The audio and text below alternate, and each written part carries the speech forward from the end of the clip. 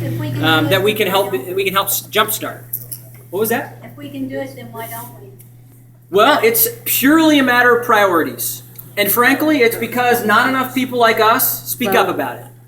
Super simple answer. That's why we're not doing it. Most of us aren't talking about it. Yeah. I'm not sure where he went, but Tom had come up with an idea of turning our schools after school hours into adult learning centers.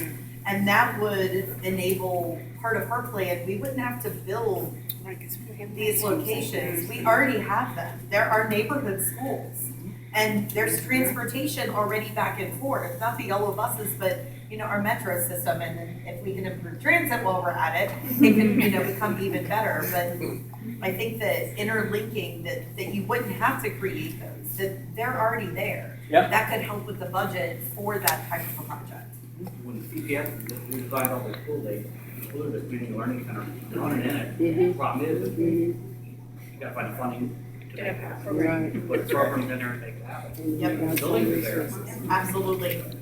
And what we initially were talking about at the table was how everyone who's watching the state budget or this and that, you're watching it for your own personal agenda, but everything is interlinked that we're going through. I don't know if I missed out on the phone, I'm sorry. You're okay. No, these things are definitely interrelated. So were there any, yeah, go ahead. Can you just repeat that? You said for under $1 billion? Yeah. Pre-K for every kid? That was our initial math. I can go back and see how we calculated it, but we looked at the state of Florida, because Florida, Oklahoma, there's a couple other states that have free pre-K access for 3 and 4-year-olds, and we just did a basic calculation. I mean, folks might remember the guy who ran for Governor Fitzgerald, the Democratic candidate. He talked about expanding pre-K access, and they came up with a number of $500 million, I think, for 4-year-olds. I believe that was That just seems so small. It's amazingly small. So my lens is how much it costs to do sewers in the county, because that's what I'm working on. And so we have a $3.2 billion sewer project just for Hamilton County. Yeah. So like for a third of our sewer project, we could provide pre-K for every 3 and 4-year-old in the state. Yeah. That just seems so tiny. Yep. We left out one part that all the workers that are providing for these children have to be paid over minimum wage. Yes.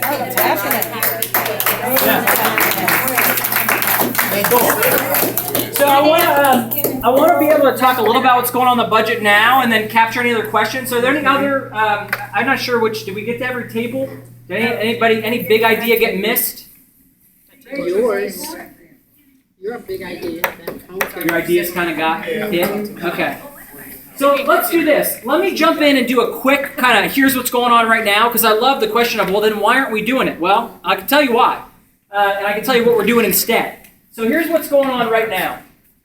Can everybody hear me okay? Yes. Yeah. I was saying to Rachel, I'm like a loud talker, so the microphone is making me want to talk like a quiet person. This is much better. So here's what's happening right now in the state budget. So just briefly in terms of the process and timeline. So we do a budget every 2 years in Ohio. So this is our state budget year. And the budget was introduced on February 2nd, and it has to be passed by the end of June, by law. If you ever hear a politician say they're going to balance the budget at the state level, they just have to. It's just the law. That's just what's going to happen. So right now it's in the House of Representatives, and then it'll move to the Senate at the end of April. And then there'll be a conference committee where they'll reconcile the differences between the two budgets that the House and the Senate use. And then it'll have to go to the governor's desk for signature by June 30th. So I can tell you right now I'm going to be busy around like June 28th. That's the way it works. The budget right now is $72 billion. The 2-year state budget is $72 billion. And the biggest pieces of the pie, so income and expenses. So this is an oversimplification. But basically, about a third of our money comes in from sales tax, about a third of our money comes in from income tax, and about a third of our money comes in from the federal government. Okay? That's definitely an oversimplification. There are some other sources, but basically it's sales tax, income tax, and federal money. Okay? And then in terms of expenses, the biggest piece of the pie is Medicaid, but a lot of that is pass-through money. So for instance, the budget this time, it went from $62 billion to $72 billion. Some people will freak out and say it's a huge budget increase. People like us generally should like a budget increase because it means we got Medicaid for a lot more people. A lot more people are in healthcare now, right? It's a good thing for our state. So the big expenses are Medicaid and then education.